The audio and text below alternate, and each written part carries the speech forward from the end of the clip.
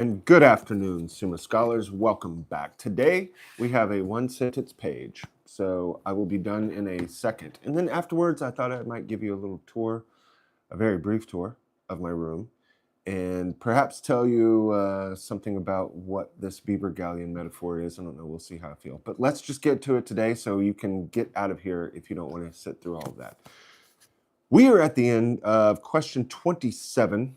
And we are moving in, finishing off Article 5, where the question was whether there are more than two processions in God. Oh yeah, I also might do a recap of this question because it's a big one.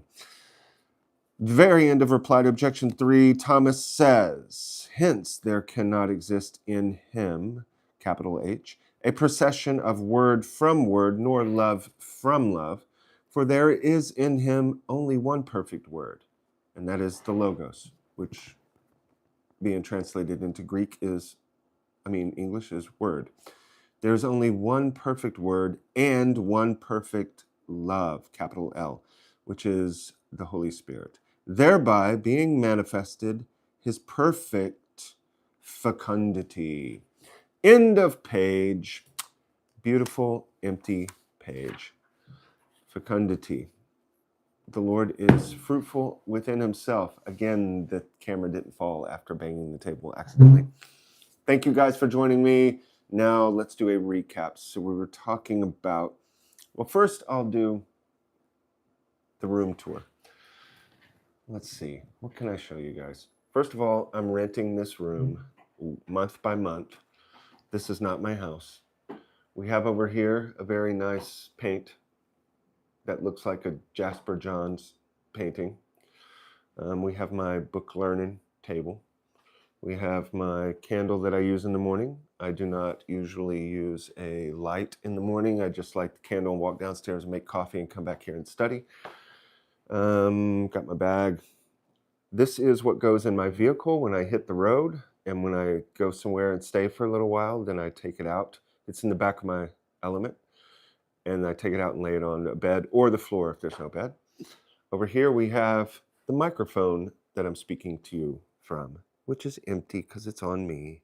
Then it will go back in a little bag and in a little drawer. And then here, because it's Lent, I have this map of the Israel's journey through the desert for the 40 years. And I moved this little skull, which popped off of this chotki I'm wearing on my arm, that Mother Natalia of Christ the Bridegroom Monastery, and the podcast, What God Is Not, which you should watch. She made this for me, and taking it on and off, all the skulls popped off, but it was pretty metal. And I took half of the skull and I moved this around as I'm going through the 40 days. You see they're each numbered until we get to the promised land, which is Easter, at which point I'm doing an octave and can eat and feast and drink beautiful wine and bourbon for 8 days. But right now I'm in the fasting period. Normally I have stuff all over the altar, icons and candles. Now we're in the desert, so I have nothing except the leftovers from the incense, which I'll occasionally apply. And I have a sackcloth, my prayer book, and salt, which, since I'm fasting, this is what I munch on to keep my electrolytes up, and prayer books and stuff. And then these are all my books, and a bag, jacket. Oh, right now I am, the heater's on, but I've got my pipes there because I just did a cleaning treatment on them. You may find this very not interesting, but pipes can collect stuff inside them, kind of get old after a while and start souring. And so you put salt in them. And these are already done, but I had to put some more salt in the back there, and it draws out the nasty stuff and makes your pipe like new. You put salt and Everclear in it. They didn't have pints of Everclear, so I had to buy the bottle, which I, of course, am not drinking right now because it's fasting time, but on Sunday I will, along with this bottle of wine. That wine is from last Sunday, which I'm going to throw away, but I'm keeping it. I kept it at first as a memory as I'm going through this difficult fasting time. I kept that wine there as a memory of joyful times in the past, because sometimes fasting can get a little difficult. But now I have these to remind me of joy of the future, so I'll get rid of that. Well, that's kind of it. That's the room. My cool boots. What else can I tell you? Let's do a quick review of this thing and talk about the processions within God, and then I'll finish this off. This, of course, is very deep stuff, but let's just understand Thomas's worry, as they say. He doesn't want to present a teaching which would imply or teach that there is creation in the deity, meaning God did not create the Logos. He did not create the Holy Spirit. The Holy Spirit and the Logos are eternal God, God from God, light from light. So he doesn't want to say anything that would bring creation into God or any kind of division, that he is fully one in his essence. He doesn't want to say anything that, I can't remember the others, but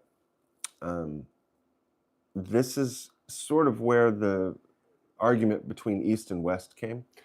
The East said the Holy Spirit proceeds from the Father, and the West said the Father and the Son. And then there's been a lot of argument back and forth, good argument, like discussion, back and forth about what those words mean and how we can maybe come to some consensus.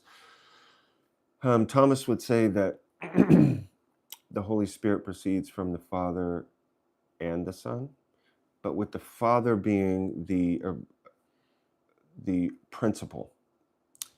So like I said, in Genesis, Eve comes forth from the side of Adam, which I watched the video back and I actually said he came forth from her side out of nowhere. That's what happens when you're on a live beaver galleon, folks. Sometimes things get muddled and I say things that are clearly wrong. But that's why it's daily. That's why it's daily. We can do little repairs on the ship. But the main thing is to just realize that God is eternal. The procession of the Son from the Father and the procession of the Spirit from the Son and the Father is an eternal reality, eternal family communion.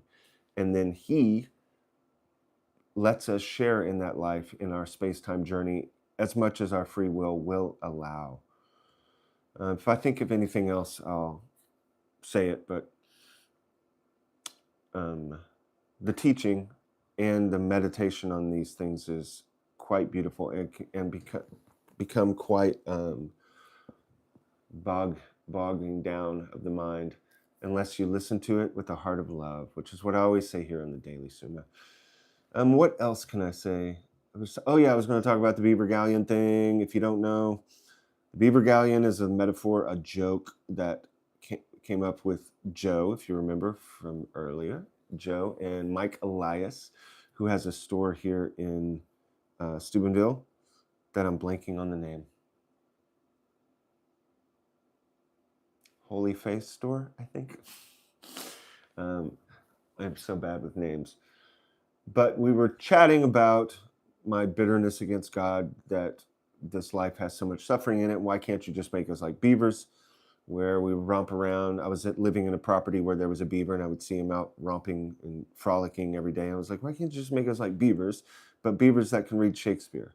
You know, like we don't have to worry about this cross thing and being deified. And then I was like asking God, well, if a beaver doesn't read Shakespeare, you don't get mad at him and send him to hell. So why, if we don't want to elevate to divine life, why are we going to hell for it? These were the questions, and we were bantering and batting those ideas back and forth. And then it also came out in the conversation that Joe does not like galleons. He doesn't like ships. They don't hold any fascination for him, but they are quite romantic to moi. So anyway, we had beavers, we had galleons, and then I look at Elias and I said, you know what the funny thing about beavers is? And we both started laughing because he immediately realized, I said, what if you have beavers on a galleon? You know what the weird thing about beavers on a galleon is? And we started laughing because we realized that beavers, their innate nature is to chew on wood, and a galleon is made of wood. So the idea of all these beavers floating out on the high seas with their deep, everyday waking up desires to just chew that wood, but if they did it, it would sink the ship and they would die. That was a funny thought. And then it applies to us in the Yetzer Hara, or concupiscence, that our desires are towards the very thing that will destroy us. So we came up with the laughing joke about beavers on a galleon. And then that rolled over, and I was doing the Daily Summa at the time, and so that rolled over into the Daily Summa. And then I got the idea of naming the objections. In the Summa, there are objections, as you know. Then Thomas does I answer that, then the respondio, the sed contra, and then the respondio, and then he answers the objections. I got the idea of naming these people to make it more like a story, because what I'm really interested in is story, not so much as teaching factoids. So I started naming them, Larry, Ralph, and I can't remember the other ones. And then we just put those on the galleon and started saying these are all beavers on a galleon, and Thomas is sailing on this galleon with all these beavers, teaching them, and they're an ornery crew. So that's how that all came about. And I think that's going to be it for today. We get 10 minutes. We did a slight review of the processions and generation of the Trinity, that the Holy Spirit is called spiration and not generation, which I would also love to go deeper in and talk to theologians about, especially in context of theology of the body. But that is a long and deep question. Also, I've been fasting, so my mind sometimes drifts off into focus on other things, and I lose this, so it's probably a good time to just say adios, everybody. Have a wonderful day. I hope you've enjoyed the Daily Summa today. And remember, it's all straw. What matters? Progress in virtue and prayer. Go do that likewise. Adioski.